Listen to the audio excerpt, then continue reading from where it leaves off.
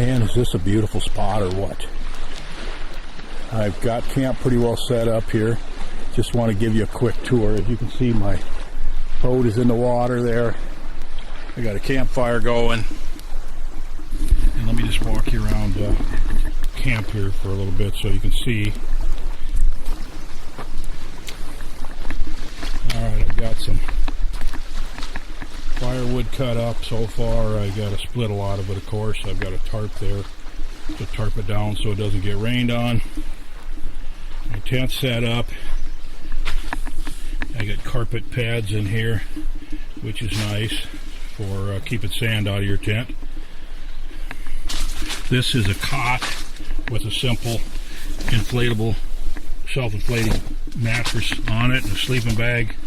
And I keep my clothes in a tote because I've been in situations like this where it just rains so much that, you know, even a good waterproof tent, you can't completely keep the water out of it. And if you got a suitcase or duffel bag laying on the floor, you're gonna have wet clothing. So I always bring my clothes in a plastic tote. And of course I got some bear spray, which I hope I don't have to use, and a flashlight.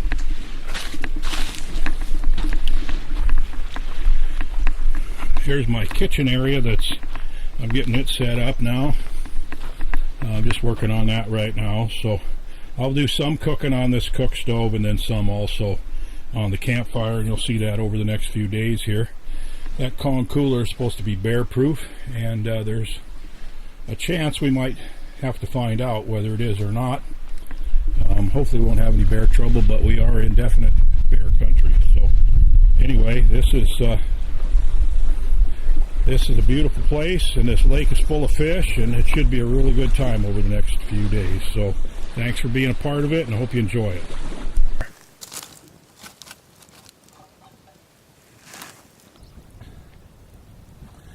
All right, supper's on the stove, and we're just going to have a little sustenance tonight, but tomorrow we are going to feast. I'm really hoping to catch some pretty nice northerns tomorrow and bring one of them back for a poor man's lobster and show you some interesting way to fix that, which you probably have not seen before.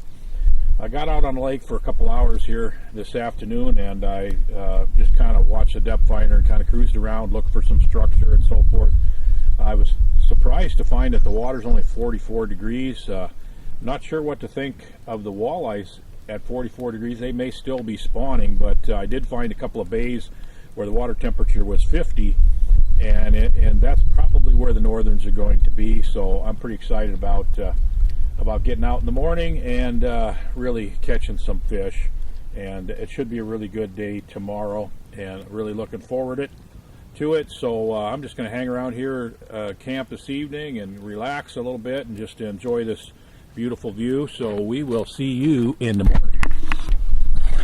Well, good morning already.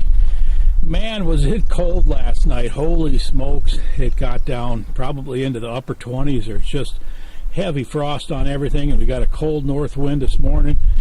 Pretty tough going for fishing here today, I got a feeling, but we're going to go out and give it a try. I had a nice big breakfast of pancakes and blueberries and bacon, and really good hearty breakfast, so I'll be good for a long time. And we're just going to brave the cold here and go out and see if we can shake a northern loose. I know I'm the first person on this lake this year, so at least the fish haven't been looking at any lures. So here we go.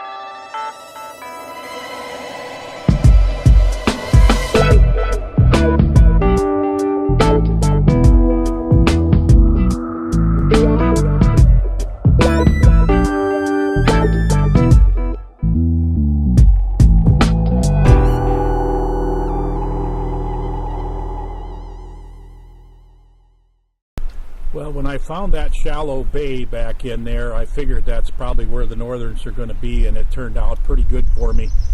It was over 50-degree water back in there when the rest of the lake is about 43, 44 this morning. So they were in there pretty good, and I caught about a half a dozen over 30 inches. The biggest one I measured was 34, and probably another 20 or so just little dink or hammer handle northerns that I really had a hard time getting those between 24 to 27. You know, I was really looking for about a 25, 26 if possible, because you can't keep anything over 27. And so I really struggled. I thought I'm not going to be able to find one the right size for a meal, but eventually got that 26 incher, and I'm going to cook it up here in a little bit. The baits that really worked were this baby bulger. I caught the most of them on this. It's a double-bladed bucktail, I guess you'd call it, that my son makes. And I tried another bait that he gave me a bunch of baits to try up here, and this was one of them. I really like the color, and this one looks really good in the water. The difference is this one doesn't have blades that open wide and give you a lot of resistance, so you have to reel this a lot faster, and to keep the blades really spinning good and get that vibration that you want. I think this is going to be really good in the summer, and I'm really expecting to catch some muskies on it. This bait here, because it's got the wider blades, I could fish it a little bit slower in this colder water, and that's why that worked. This baby bulger is a bait that he's been making since he was in high school, and man, I have literally caught hundreds and hundreds of muskies on this bait, and as you can see, it's a pretty good northern bait too. I also caught a few on the spinner bait. This is just a regular 3/4 ounce spinner bait with a gold blade and Fire Tiger skirt, and that was a pretty good bait for slow rolling through the areas where there was a lot more weeds, and that didn't seem to matter if there was weeds or not. I did catch northerns out of the weeds. You know, it's just last year's dead weeds, but there was quite a few just kind of on the flats. Pretty much all of them, in fact, I think all of them were between 2 and 4 feet deep, and most of the weeds were in 3 and 4 feet. So anyway, it worked out pretty good. You got some nice fish, and actually saw one walleye follow the baby bulger, so I know there's some walleyes in there too. And I'm going to go ahead and get this. It's only 2 o'clock in the afternoon, but I'm hungry. I had breakfast at 6, and I'm going to go ahead and get this northern cleaned up, and we're going to make a really good meal out of it. The wide bones are much easier to take out of larger fish. I usually like to do about a 30 incher. I usually don't keep anything over 30 inches, but the regulations in this part of Ontario require you to release everything over 27 inches. So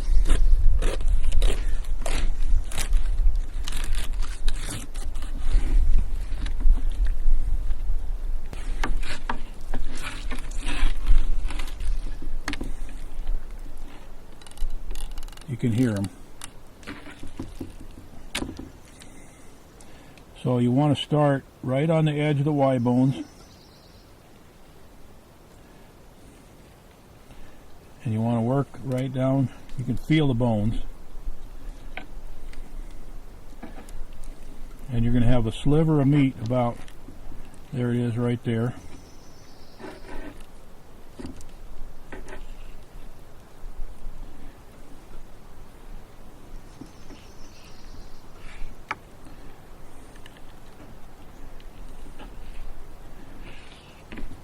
That's a boneless piece of meat right there. And then the other side of the Y bone, right above the ribs.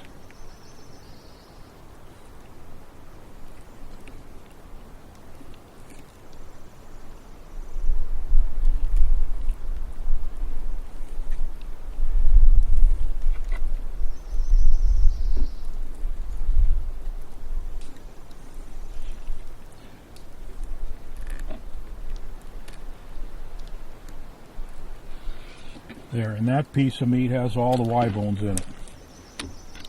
Then you just take the... Okay, I've got the fish all washed up. Now here's where it gets interesting. I've never seen anyone else do this before, but I heard about this recipe. I guess it's not really a recipe. I'm just going to boil these fish in lemon lime soda pop.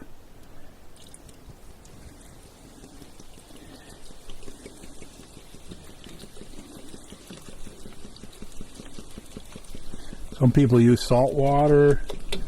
Some people use some sugar in their water. This is a really interesting way to do it. Now, here's a recommendation. In fact, it's very important. Do not use diet soda pop when you're doing this. It's anything with aspartame in it, you got to make sure it never heats up, because it can be poisonous from what I hear. I'm no scientist or doctor. I don't know that for a fact, but this is what I've been told. So anyway, we're going to boil this for a few minutes, and in the meantime, we're going to make some beans. Okay, we're simply starting with 1 can of pork and beans.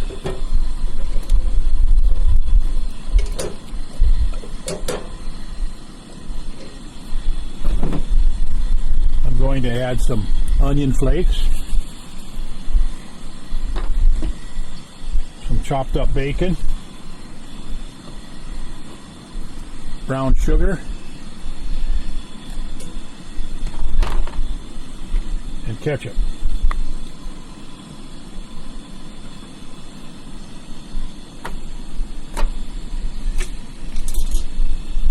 Stir that all up and just simmer it.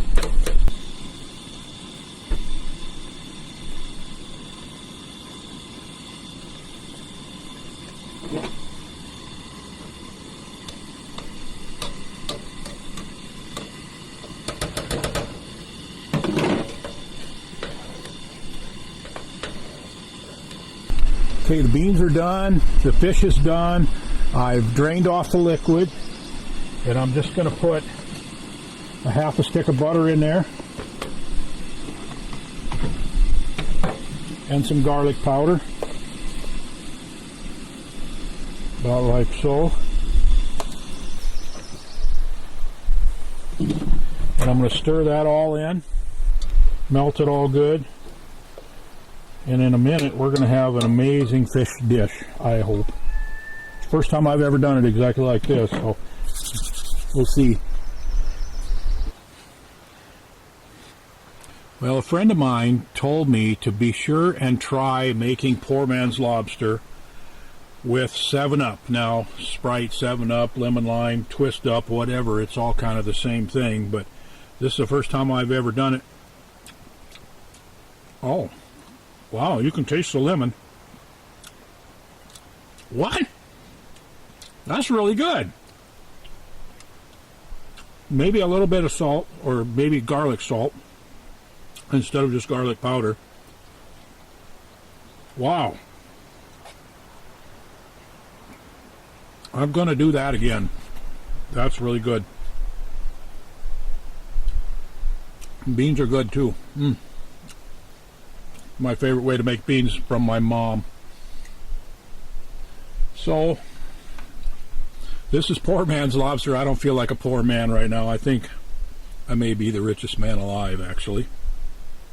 Thanks for being a part of this, and we'll be fishing walleyes in the next video. So subscribe and be sure to stick around for more videos coming up. Mm. Mm.